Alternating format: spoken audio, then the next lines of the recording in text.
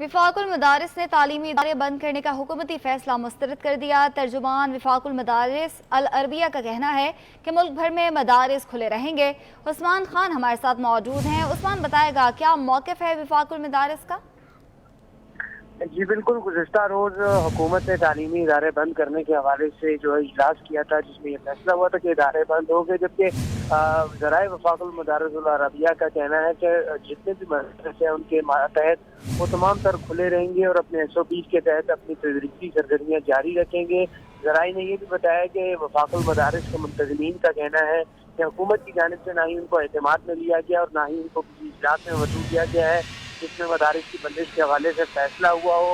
वफाकुल मदारिस के ज़िम्मेदारान का कहना है कि उनके इदारे पहले से ही तालीमी सरगर्मियाँ अपने जारी रखे हुए हैं SOP के तहत। ज़राए ने यह भी बताया कि अगर हुकूमत वफाक के ज़िम्मेदारान से रब्ता करती है और उनके साथ मुशावरत करती है तो उस मुशावरत के बाद वफाकुल मदारिस अपनी अमला का इजलास बुलाए फिर मदारिस की बंदिश पर गौर हो सकता है। मगर ताहाल वफाकुल मदारिस ने मदारिस ना ही बंद करने हैं और वो अपनी तदरीसी सरगर्मियाँ अपने मामूल के मुताबिक जारी रखेंगी। इससे कबल जब हुकूमत ने मदारिस को बंद किया था तब भी मदारिस ने हुकूमत के अहकामात के बावजूद अपने जो मदारिस थे उनको पहले से ही खोल दिया गया था। जी ठीक है, बहुत शुक्रिया आपका।